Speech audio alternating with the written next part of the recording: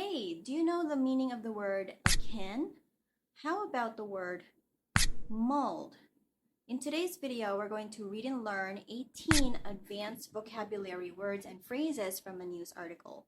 And this is an article from NYpost.com. And this article is titled, Japanese company Fujitsu encourages employees to bring their dogs to work. Now, if you're ready, I'm going to transfer to my computer and we're going to go ahead and get started. Okay, now let's go ahead and get started. We'll start out with reading the headline first. Let's read together so you can practice your pronunciation. Okay, Japanese company Fujitsu encourages employees to bring their dogs to work. Okay, now let's read the first paragraph. Japan's armies of salarymen were famous for spending endless hours at the office. Now, one tech giant is trying to make the experience more cuddly by allowing in pets. Fujitsu Limited, which makes everything from air conditioners to supercomputers, opened an experimental dog office in July at one of its buildings in Kawasaki, near Tokyo. After teleworking throughout the COVID-19 pandemic, Yuka Hatagaki was one Fujitsu employee lured back to the office a few times each month along with her 5-year-old Maltese poodle cross, Noelle. Okay, now let's go back to the top. Okay, now let's take a look at the first word we're going to learn. So here we have armies of. So army, the singular form is army, and the plural form is armies. Okay, so these are collective nouns. They are a group of nouns. So here are some other examples for people. We have army, we have a team of people. We also have a crew of workers, my camera crew. For animals, we have a pack. For example, a pack of dogs, a pack of wolves. Second, we have a litter of cats. We have also a pride. So these are just the most common ones. A pride of lions. And another one, maybe you haven't heard of this, but you could say for flamingos, a group of flamingos, a flamboyance of flamingos. So for things, we have one, there's a bunch of flowers. We also have a stack. There's a stack of papers on the table. We also have here 3.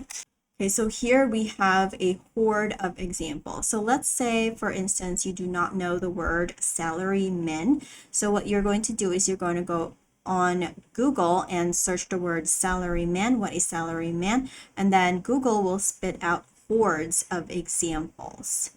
Okay, now let's listen to how native English speakers use this in a sentence. Okay, next word we have salarymen. Okay, men, which refers to a lot of men. If only singular, if only one, we say salary man. He is a salary man.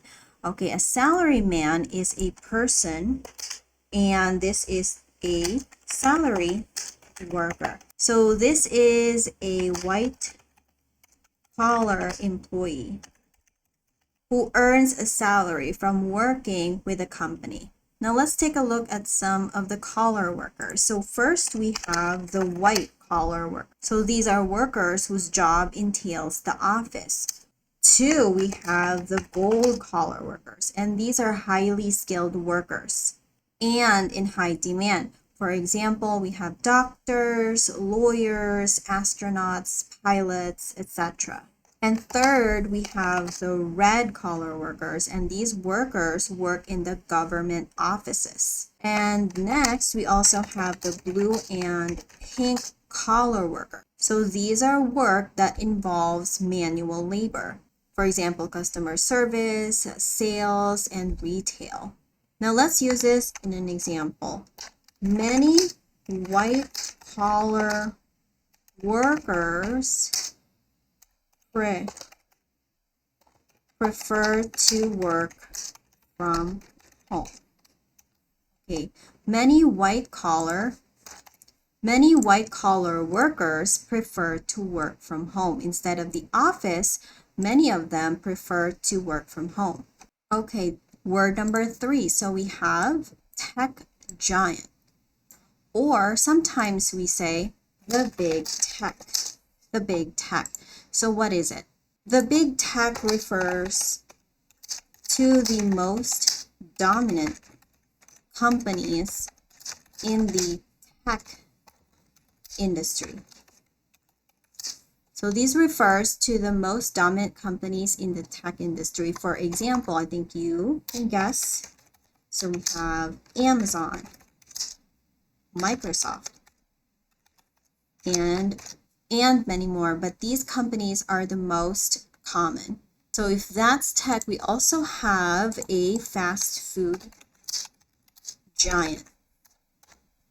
A fast food giant. So an example of that is McDonald's or Burger King. So those companies are considered to be fast food giant. They are the most dominant companies in the fast food industry.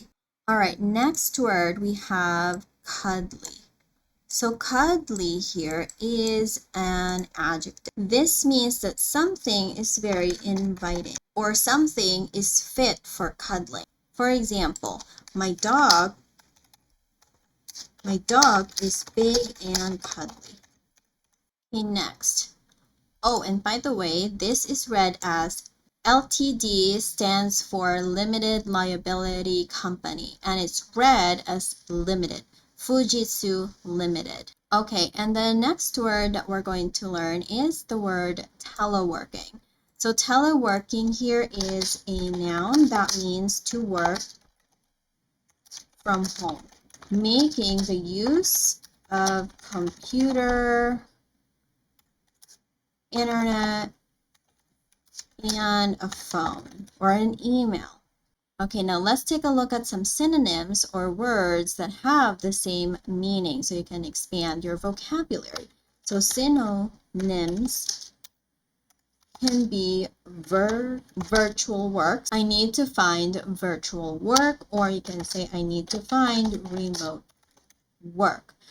There's another one called hybrid work. So hybrid work is a little bit different. So when you say hybrid work, so you work, let's say, at home from Monday to Wednesday, and you have to go back to the office for team meeting or something, or I don't know, you go back to the office and you work there from Thursdays to Fridays, for example. So that is hybrid work. It's a combination of working from home and the office. Okay, moving on. So we have the word lure back. Okay, so lure.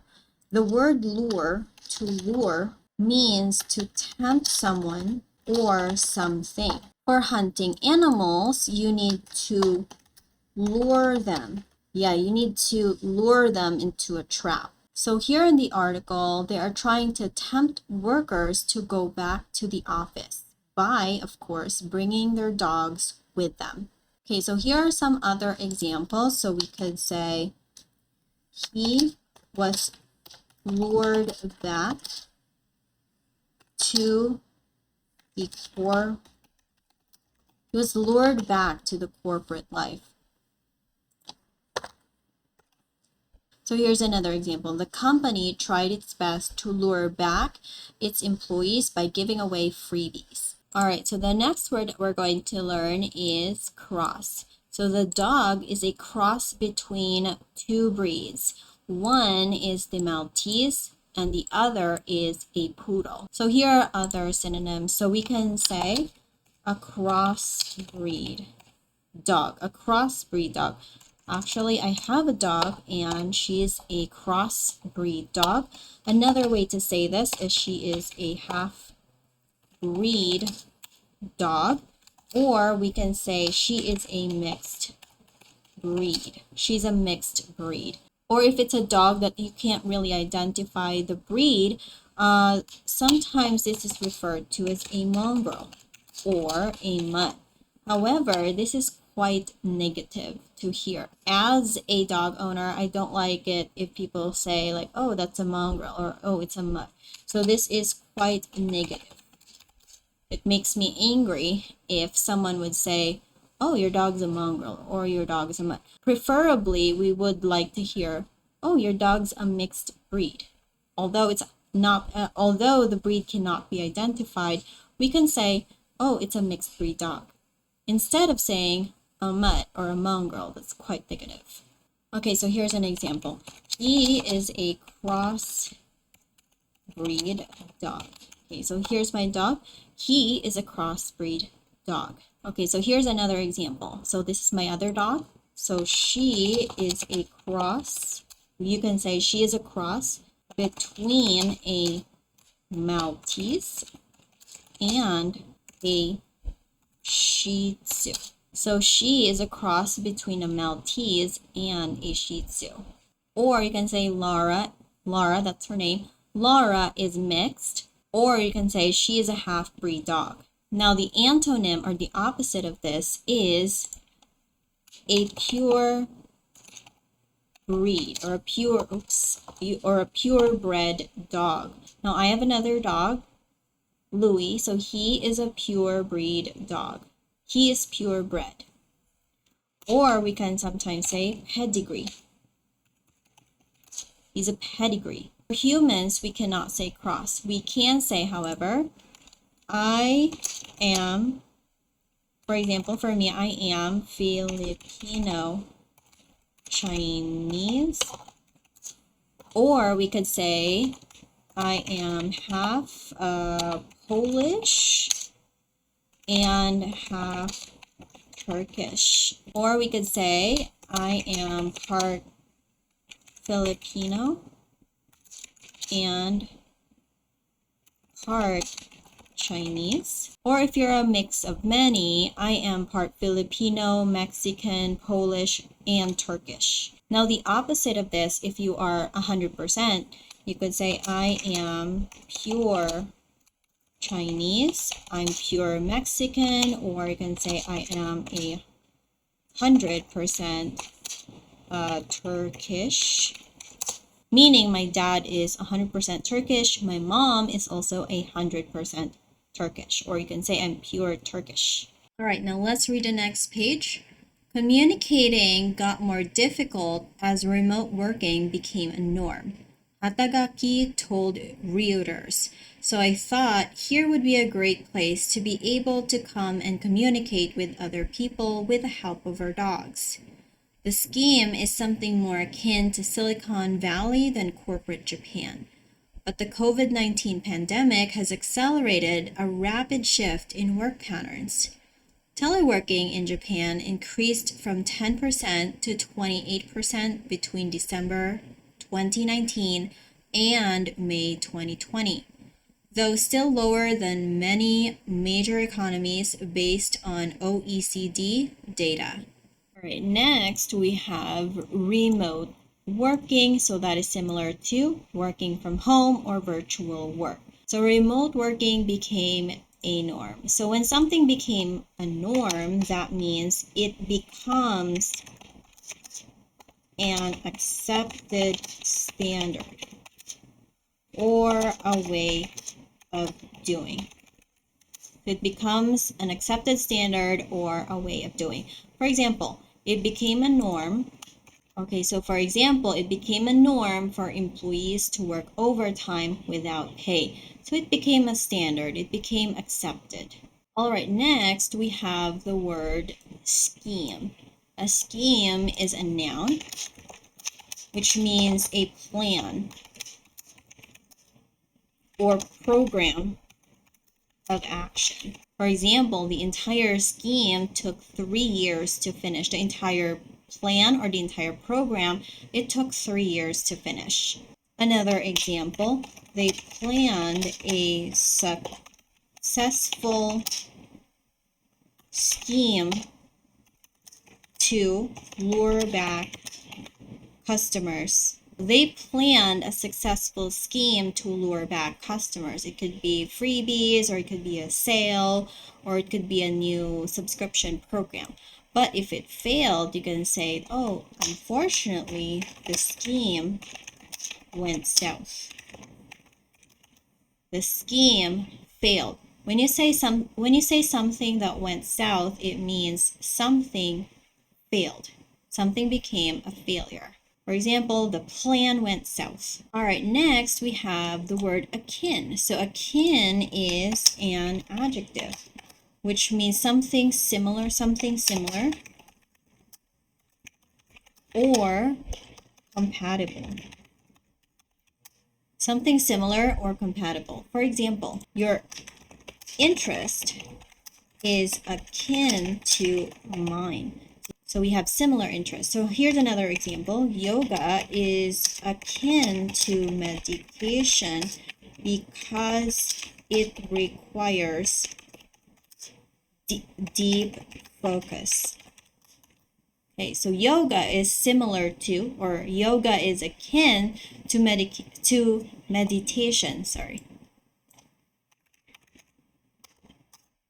meditation because it requires deep focus. So here's another meaning of akin. So this is something related by blood. For example, foxes are akin to dogs, or lions are akin to cats, or lions and cats are closely akin. Lions and cats are closely akin. Next, we have the word accelerated. So I think I mentioned this, or we learned this in my previous videos. So accelerated means here, first this is an adjective that means something occurring at a faster rate. So for example, the pandemic accelerated the growth of the e-commerce industry. And here's another example. E-commerce is an industry, or e-commerce is an industry that is growing at an accelerated pace. It's growing very, very fast. Okay, next we have a rapid shift. Rapid means fast. Shift means change. So here's an example. There is a rapid shift in consumer demand. There's a rapid shift in consumer demand. Nowadays, people prefer to shop online than in stores. Okay, now let's read the third page.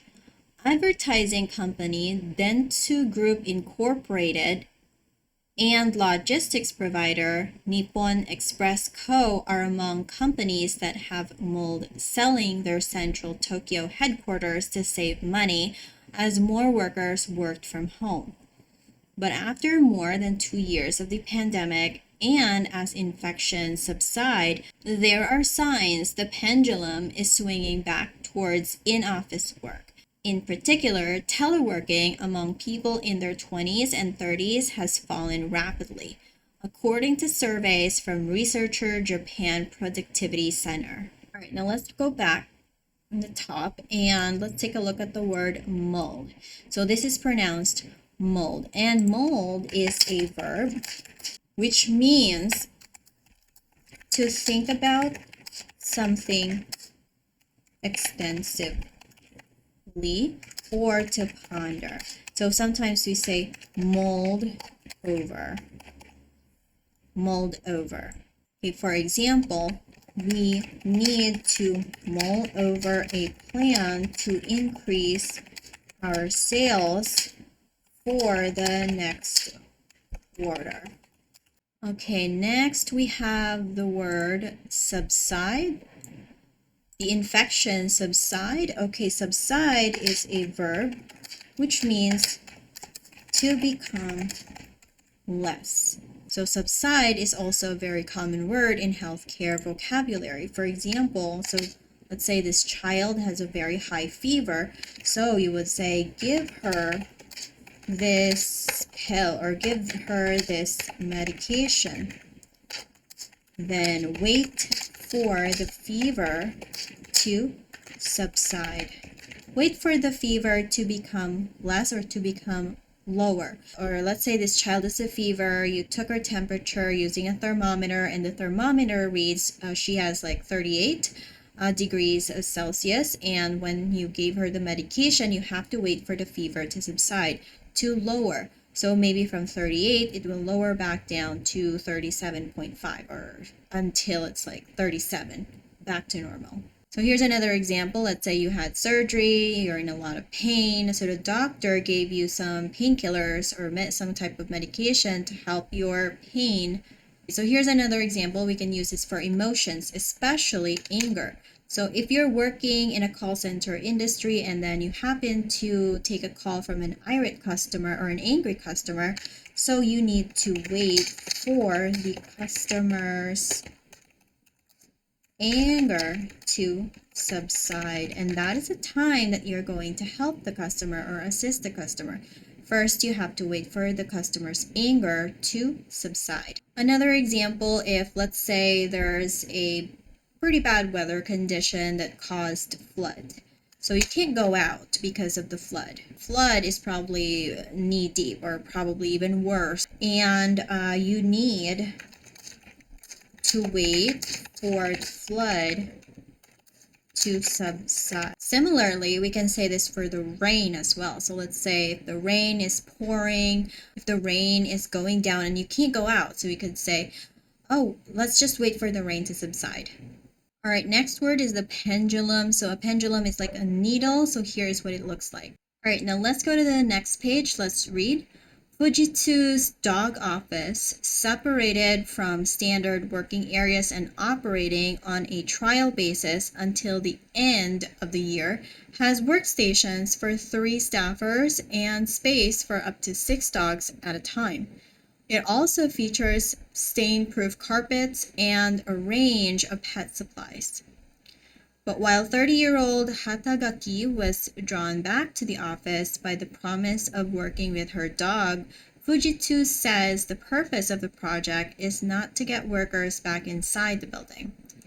Fujitsu and financial services from Nomura Holdings Incorporated were among companies saying they would make working from home a permanent option even after the pandemic. All right, now let's take a look at the word stain-proof.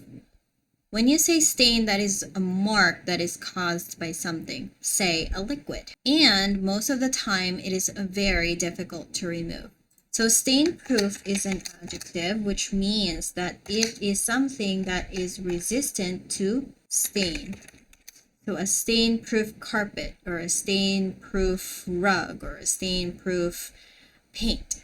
Now, obviously, the synonyms can be, you can say it is a stain-resistant rug or a stain-resistant carpet.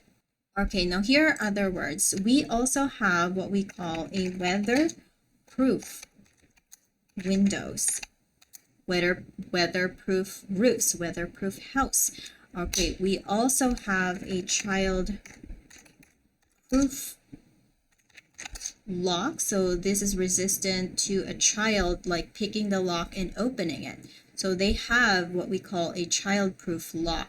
And lastly, we have a fireproof building. So this is a building that is resistant to fire. All right, and this word drawn back is simply similar to lure back. All right, now let's go to the last page. Let's read together. Ever since working life and our personal lives have gone through enormous changes, said Mitsuya Akamatsu, Fujitsu's head of work style strategy. We are always thinking about what kind of changes are needed. We can't say whether we will stick with this style of working alongside pets long term because it's still a trial.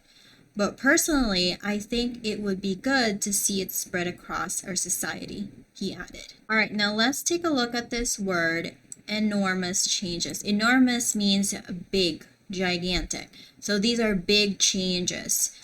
So this is an adjective which means that something is big, something is huge. Now let's take a look at some synonyms.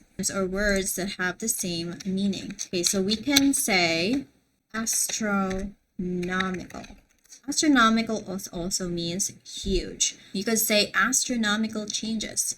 Our personal lives have gone through astronomical changes.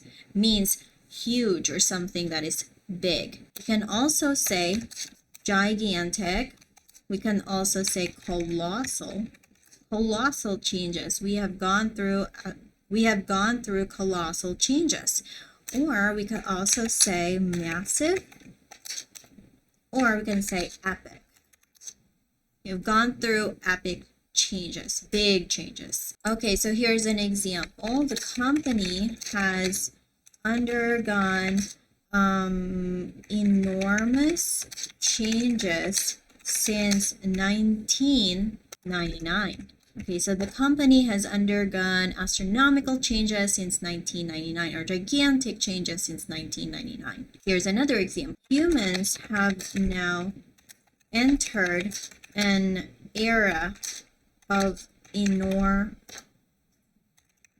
changes because of the advent of AI. So humans have now entered a colossal or an era of colossal changes because of the advent, because of the coming of AI. And the last word is stick with. So stick with is a phrasal verb, which means to persevere. Which means to persevere or to continue with something. For example, you and your team, you guys have a project, but all of you are not sticking to the plan. So you have other suggestions or you have other ideas. So you would say, let's stick to the plan. Yeah, let's stick to the plan. Don't go sideways. So try to avoid the shiny object syndrome. Okay, so let's stick to the plan. Let's just continue with it. Try to avoid the shiny object syndrome. Try not to get distracted by other shiny things. Or here's another example. So let's say your boss wants you to transfer to another department, but you don't want to. You're actually quite happy with the team that you're in right now. So you would say, I don't want to be transferred. Please, I don't want to be transferred. I am happy to stick with the present team. Okay, so I don't want to be transferred. I'm sorry, but I don't want to be transferred. I am very happy to stick with the present team. I'm very happy to continue with the present team. And that is it for today. Thank you so much for joining me to learn some English. And if you found this video useful, then don't forget to like this video and subscribe to my channel. That would help me a lot. And don't forget to connect with me on all my other social media accounts. I have my Facebook and also my Instagram. And that is it for today. Thank you so much for joining me, and I'll see you in the next one.